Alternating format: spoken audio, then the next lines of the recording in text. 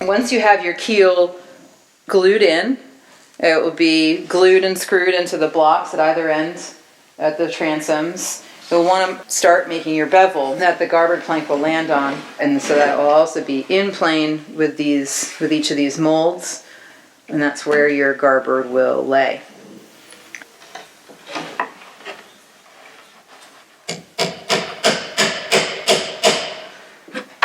Okay. There we go.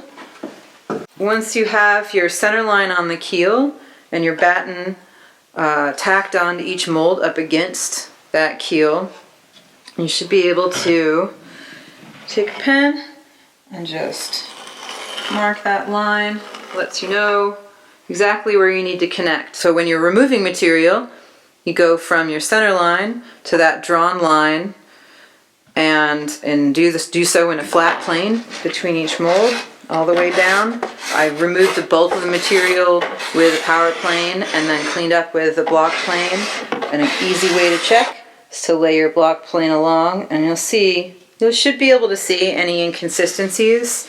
You want to get it as flat as possible. And the other way to visualize that is just with these layers of the plywood. You kind of want to get your layers of plywood to match up, or at least be as straight of a line as possible. If there's waviness in them, then that is revealing waviness in this plane.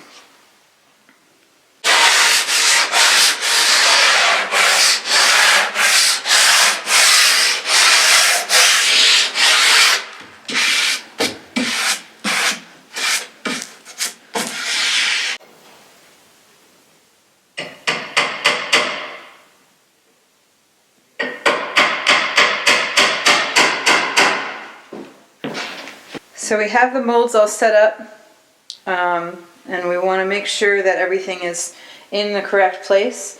We'll tack the batten on, and it's not crucial when you're doing this that the batten naturally lands exactly where you want it to. You might have to sort of push the batten a little bit to get it where it needs to go. So right now I'm checking fairness at this first bevel. From the garboard to the second plank, to the chine, just making sure that it's fair. So you're tacking it on, getting it on the locations that you want, and then you want to sight down that line and make sure that it makes a fair line. And you're just kind of sighting. You want to sort of make sure if you see any weirdness, any bumps in that, check your ladder frame, check your molds, and make sure that everything is down in its notch. And level side to side, and it's a good idea to do that here, and then also down at these notches are where the shear plank will land, so you can lay the batten in those notches as well. Tack it down and make sure everything is where it needs to be.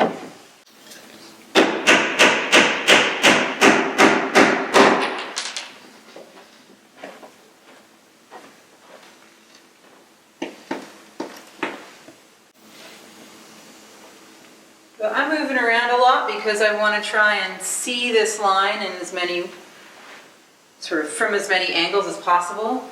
It looks nice to me. Seems to be sweeping smoothly in and out.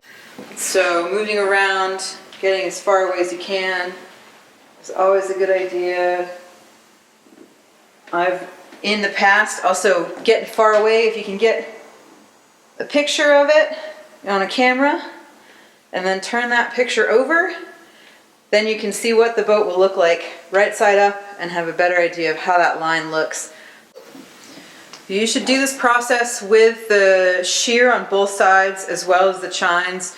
Does not hurt even to lay it across the top where the garboards will be, and make sure that there aren't any molds that have risen up a little bit in their notches. Just sort of hit all those points all around the boat and make sure everything is exactly where it needs to be before you start planking and making it so you can't make any changes at all. Before you start planking, it is also a really good idea to go around on these molds. The CNC process will leave tabs sometimes.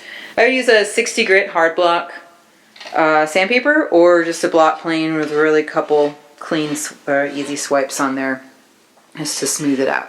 You don't want to remove too much material, just the spot that's proud.